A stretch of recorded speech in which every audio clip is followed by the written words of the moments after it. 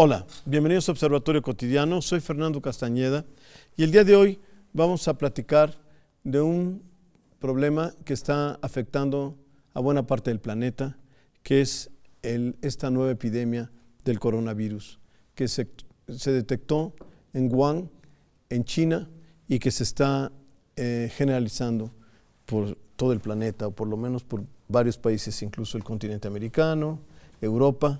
No sé si en África hay. En no África no hay ahorita. Pero por lo menos Asia, Europa y América ya hay brotes de esta enfermedad. Y para platicar sobre el tema nos acompaña la doctora Rosa María Wong, jefa de la Subdivisión de Investigación Clínica de la Facultad de Medicina, el doctor Carlos Federico Arias Ortiz del Instituto de Biotecnología y el doctor Ricardo Escamilla, doctor en epidemiología, académico del Departamento de Salud Pública de la Facultad de Medicina. Muchas gracias por estar con nosotros. Gracias. Y platiquemos, doctora Wong, platiquemos sobre esto. Digamos, ¿cuál es el problema de una epidemia como esta? ¿Qué tan letal es? ¿Qué tan problemática es? ¿Está causando alarma? Quizá a veces los medios lo están convirtiendo en un tema quizá más allá, lo están inflando, no lo están inflando. ¿Cuál es el problema de...? Bueno, quiero empezar diciéndoles que los coronavirus es una familia de virus que ya se encuentran en el planeta desde hace mucho tiempo. Virus conocidos de esta familia, hay muchos virus que afectan animales y había otros 6 virus de esta misma familia que afectan al humano. 4 de ellos están todo el tiempo en todo el mundo circulando constantemente y causan infecciones respiratorias altas y bajas. En estudios que hemos hecho el doctor Carlos Arias y yo en niños en infecciones respiratorias hemos encontrado entre un 2 y un 8% de infecciones por coronavirus de los que ya son conocidos. Ahora, ¿qué pasa cuando un virus muta? Cambia sus proteínas externas, cambia el comportamiento del virus, y entonces de ser una enfermedad que puede dar leve, puede empezar a diseminarse mucho más rápido porque las personas no tienen inmunidad contra ese virus y puede causar una mayor mortalidad o una gravedad mucho más importante. Ejemplo de esto tenemos el SARS coronavirus que se dio en el año 2012, en el cual hubo 8,000 casos en 24 países con una mortalidad del 10%.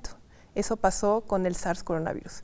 En el 2012 tenemos el ejemplo del MERS coronavirus, que también fue una mutación, de los camellos, pasó a infectar a los humanos, y entonces aquí tenemos una mortalidad del 35%. Hubo menos casos, pero afortunadamente solamente se dieron casos en la península arábiga y la transmisión de humano a humano no fue tan importante. Esos son 2 ejemplos de qué puede pasar si hay un nuevo virus.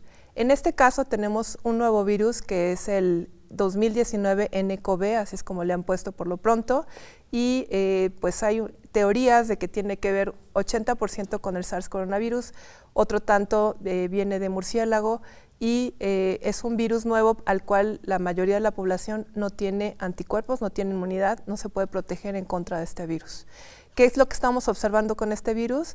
Si tomamos en cuenta que el primer reporte se hizo el 31 de diciembre del 2019 con 41 casos, estamos a 29 de enero y ahorita se han reportado ya 6,065 casos a nivel del mundo, siendo China el que concentra mayor cantidad de casos con 5,997 casos, y fuera de China ya hay 68 casos confirmados en 15 países. Y una pregunta a propósito de estas cifras, digamos, para dimensionarlas. Una pandemia, digamos, ¿de qué magnitud es, digamos? ¿Se puede manejar en cifras, decir, un 10,000, 100,000 o un porcentaje X? ¿Cómo se define una pandemia? Que creo que todavía no se ha definido como pandemia. No, esto todavía no es una pandemia. Bueno, no sé, la pandemia, primero se da un brote epidémico donde hay más de 2 casos relacionados en 3 dimensiones, que es en tiempo, en lugar y en persona. Entonces, una vez que se da el brote epidémico y que nosotros estamos notando que sale de la normalidad de lo que estamos acostumbrados cuando tenemos ya presencia de esa enfermedad, entonces estamos hablando de una epidemia. Ajá, y ya bien localizada en un lugar determinado, se le llama endemia. Una pandemia, para que sea una pandemia, es de que ya se generalizó más a otros territorios, y como lo ha definido la OMS, por lo menos cuando se dio la pandemia de influenza H1N1, fue que estuviera en más de 2 regiones de la OMS presente esta enfermedad, pero que ya hubiera una transmisión activa. Y transmisión activa estamos hablando de infecciones que no solamente se relacionan con exportación del virus de donde se produjo originalmente, sino que ya en un país determinado está empezando a haber infecciones de persona a persona sin necesidad de ser exportadas. Y en el caso del coronavirus, no tenemos nosotros defensas, entiendo eso, ¿no? O sea, en teoría no tenemos defensas. El hecho de que se llame coronavirus, perdón por mi ignorancia, no significa que por lo menos hay parte de ese tipo de virus que sí conoce nuestro organismo. ¿No hay algo que lo pueda detectar y de alguna manera combatir? Doctor Arias. Sí. Todos los virus se clasifican, digamos, en función principalmente de su composición genética. Y entonces y su organización de genes dentro del genoma de ese virus. Entonces hay una relación más alta, digamos, en esa composición genética entre los que pertenecen a algunos coronavirus, si los comparamos con influenza o con rinovirus o con virus esencial respiratorio o cualquier otro virus respiratorio. En este caso, bueno, ya mencionaba la doctora Wong, tiene una similitud, su contenido genético del orden del 80% parecido a SARS, al SARS coronavirus, pero tiene una similitud del 98%, una cosa así, con un coronavirus de murciélago. Entonces, por eso se asume que esto saltó de murciélago, ya sea de manera directa a humanos o a través de algún intermediario, como fue el caso del SARS, que pasó aparentemente a través de unos animales tipo gatos que se llaman civetas, que son muy pues deliciosos para la dieta china. Entonces, igual que los murciélagos, ¿no? ¿Perdón? Igual que los murciélagos, seguro, y muchas otras cosas.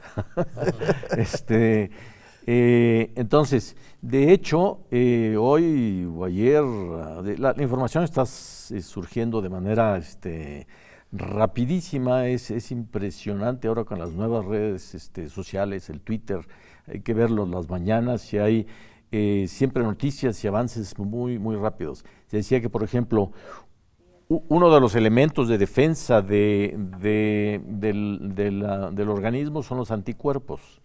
Y hay un anticuerpo que estaba dirigido contra SARS, que reconoce muy bien a este nuevo virus. Entonces, sí hay cierto cruce, y eso puede dar una cierta inmunidad parcial, pero ciertamente no total, es poca, y por eso es que, como es un virus no conocido en la población humana, pues se está dispersando hasta ahora en China, pero de manera relativamente rápida.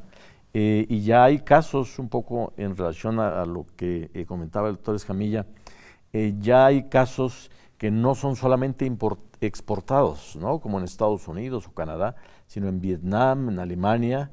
Ya hay casos que llegaron y después ya se transmitieron dentro del país. Entonces, esto ya genera un poco más de preocupación, porque quiere decir que la transmisión humano a humano se está manteniendo. Y la posibilidad de que esto se disemine a otros países es muy alta, y no es fácil controlarla con todos estos controles de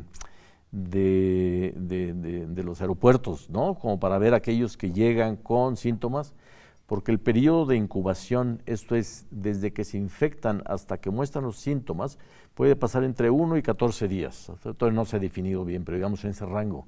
Entonces, si alguien se infectó en China 3 días antes de venir a cualquier otro país, pues puede pasar sin síntomas. Entonces se va a su casa, no pasa nada, y después desarrolla la enfermedad y empieza a contagiar a la gente que está alrededor.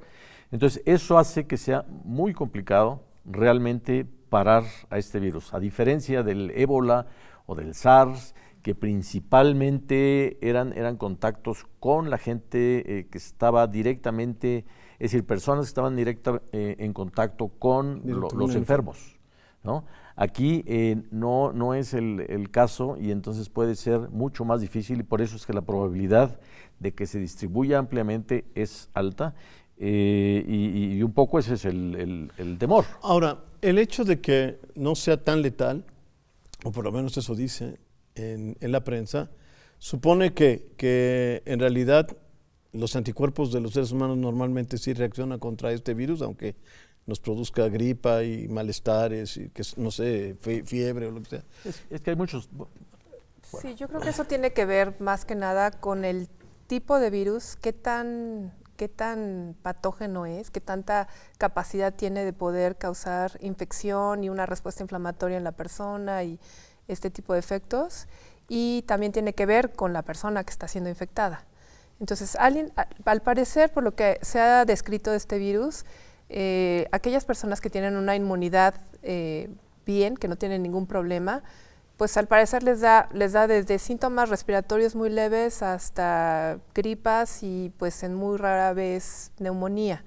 Aparentemente la severidad de la enfermedad se presenta en un 20%. ¿Qué quiere decir la severidad? En un 20% les da neumonía, que sería la infección respiratoria pues mucho más grave. Y lo que han visto es que las personas que se mueren son personas que tienen patologías de base, que tienen diabetes, que son hipertensos, que tienen problemas cardíacos, que tienen problemas del pulmón crónicas, enfisemas, etcétera.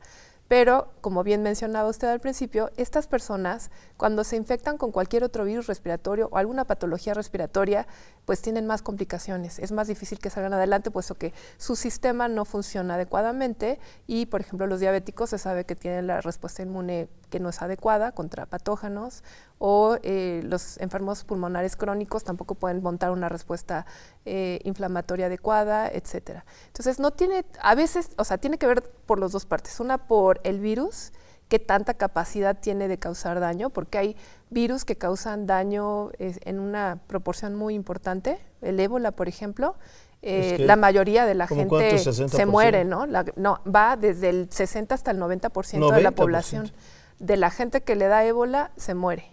Entonces, ese virus es muy patógeno porque causa hemorragias profusas, causa inflamación de los vasos, causa inflamación de muchas partes del organismo.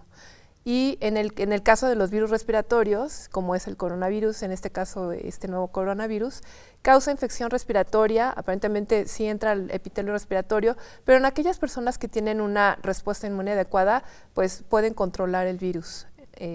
¿Y quiénes son los que no están pudiendo controlar el virus y que le están presentando una infección grave o mortalidad? Pues personas con comorbilidades, como les decía. ¿Hacemos un corte y volvemos? Claro. Regresamos.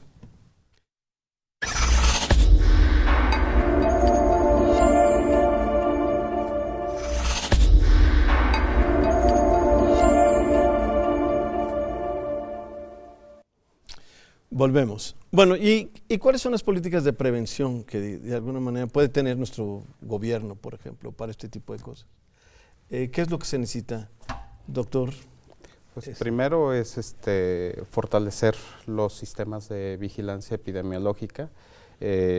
Afortunadamente, tal vez ahorita a nosotros nos toca estar en otro lado a comparación del 2009, en donde se empezaron a dar los primeros casos aquí. Entonces estamos conociendo realmente al virus, estamos viendo cuáles son sus características y cuáles son las personas que son susceptibles a enfermarse. Entonces tenemos esa oportunidad de irnos preparando, ir vigilando los aeropuertos, las vías de entrada de este virus y sobre todo difundir ante la población cuáles son los signos de alarma que ellos tienen que estar vigilando siempre y sobre todo llevar a cabo las medidas preventivas que siempre se han difundido y que esto no nada más es para este virus, sino es para cualquier enfermedad que hay que tener higiene, hay que lavarse las manos, hay que estornudar o cuando uno se siente resfriado en el ángulo interno del codo y que inclusive hasta para las mismas personas que son susceptibles como los crónico-degenerativos, como diabetes, es mejor que un diabético esté controlado a que esté descontrolado, porque es más susceptible a poder complicarse de esta enfermedad. Doctora Wong. Bueno, en el caso de los organismos internacionales que dan recomendaciones, a partir del 7 de enero que se dijo que esto era un nuevo virus, la Organización Mundial de la Salud lanza una alerta epidemiológica el 16 de enero. Posterior a esto, unos días después, la Secretaría de Salud también manda un aviso epidemiológico para que todos los servicios de salud estén alertas por el nuevo coronavirus y pasan toda la historia de que es un nuevo coronavirus, que no se sabe cómo se comporta, que todavía no sabemos mucho.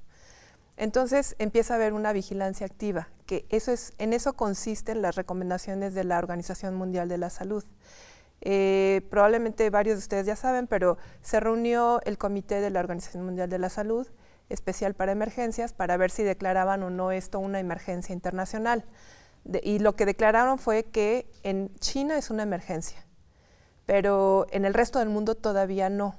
Sin embargo, este virus en especial tiene varias particularidades que son precisamente el periodo de incubación. Como decía el doctor, el hecho de que nosotros estemos haciendo vigilancia activa de fiebre, síntomas respiratorios, etcétera, en los aeropuertos, a veces no es tan efectiva para este virus en especial porque hay muchos que están asintomáticos, pueden viajar y ser contagiosos a pesar de que no tengan síntomas. Entonces, ahorita ya están empezando a dar recomendaciones al respecto y lo más importante es el antecedente epidemiológico. ¿Qué es eso? Alguna persona que haya viajado del área donde está todo el problema, que es Wuhan, en China, y que vaya a alguno de los países y empiece a tener estos síntomas.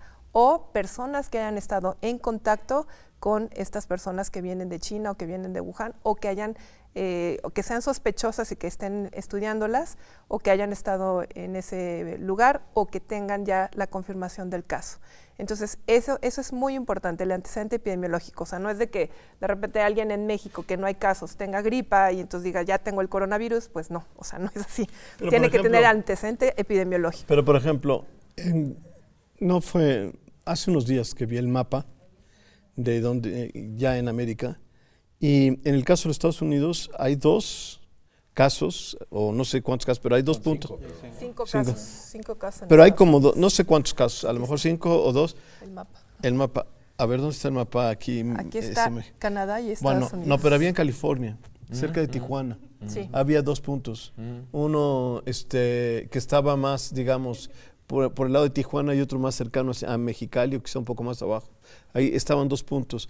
Lo que quiero decir con esto es, por ejemplo, si alguien que empieza ya a infectar a los demás, pues eso a lo mejor ya empieza también a transmitirlo a gente para el lado mexicano. A lo que voy es a lo siguiente, ya no es solamente los que vienen de China, ¿no?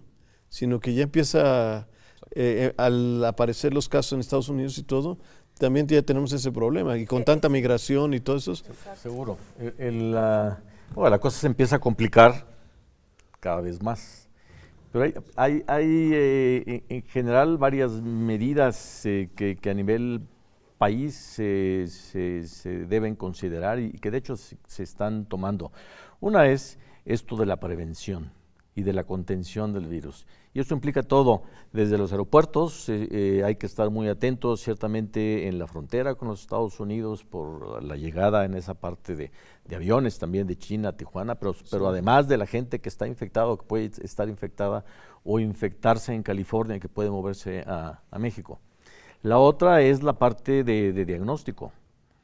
Hay que tener métodos de diagnóstico sólidos, estandarizados, probados, validados, lo más ampliamente distribuidos para poder detectar los casos de manera rápida. La otra cuestión es la parte de bioseguridad, que tiene que ver un poco con la contención, cómo deben hacerle los médicos, las enfermeras, al tercer nivel y al segundo y al primer nivel de atención para tomar las muestras, para poder interaccionar con los enfermos.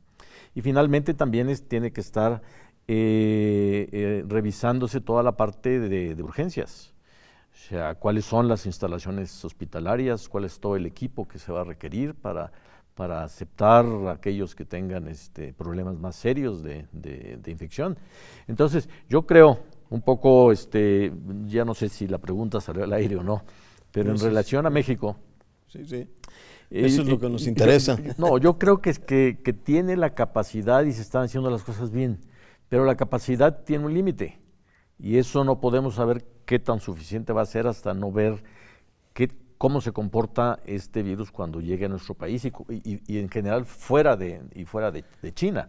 Es decir, si se convierte pensando quizá en uno de los peores escenarios, en algo similar a lo de la influenza, pues hubo una saturación de los servicios de salud y es muy difícil. Cualquier país, diría yo, no solamente México, que donde suban 10 veces el número de enfermos que normalmente se atienden, se van a saturar. Tendríamos que construir un par de hospitales o 3 como los chinos. No, en las próximas semanas.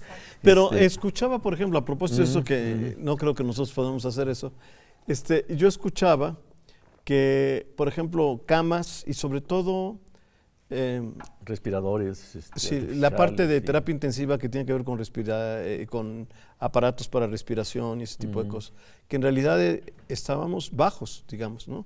En proporción a otros países con relación a la población, ¿no? Sí. No sé, en otros países hay una X proporción, ahorita no recuerdo las cifras, en relación al total de la población. Y aquí parece ser que estamos muy bajos. Esto puede generar, en el caso de una infección como esta, una enfermedad como esta, un problema de saturación por falta de equipo respiratorio, ¿no? Sí, por eso es lo que yo pienso que hay que clasificar muy bien y tener un buen sistema de triage para que no suceda esto.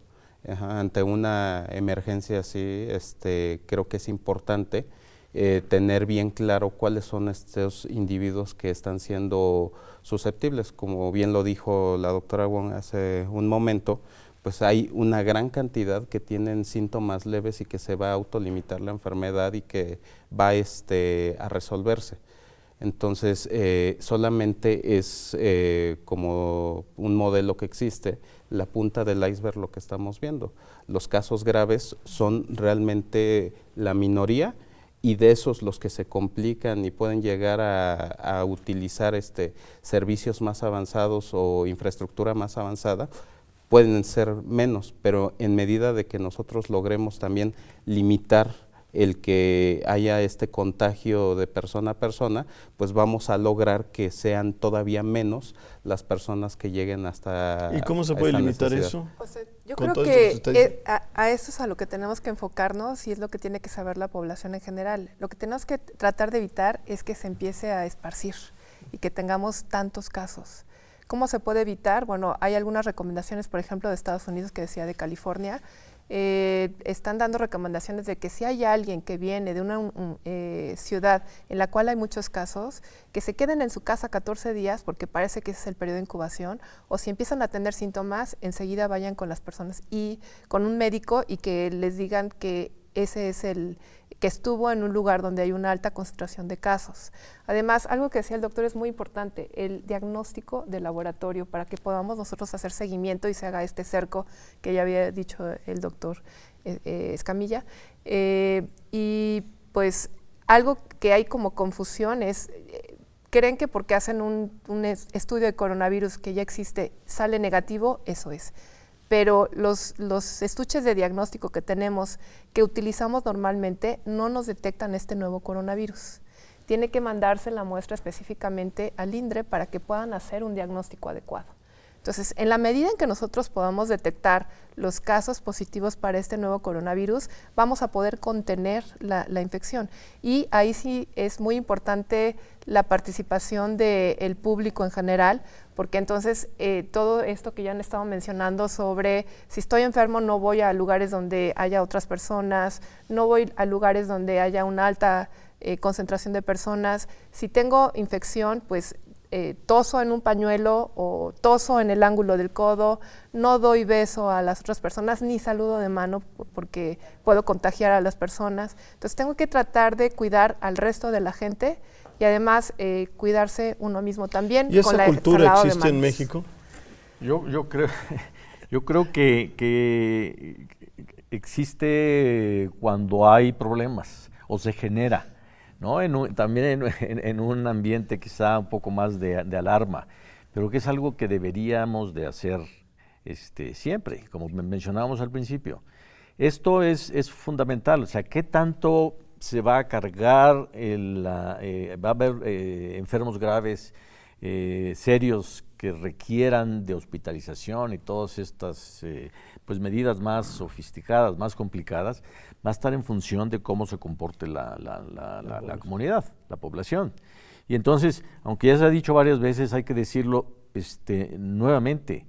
En este momento, lo importante, y ya, antes de que, no importa si ya llegó, es decir, si no ha llegado, o si va a llegar dentro de una semana o un mes, el comportamiento tiene que empezar a hacerse el correcto desde ya, con todas estas medidas que ya se mencionaron anteriormente.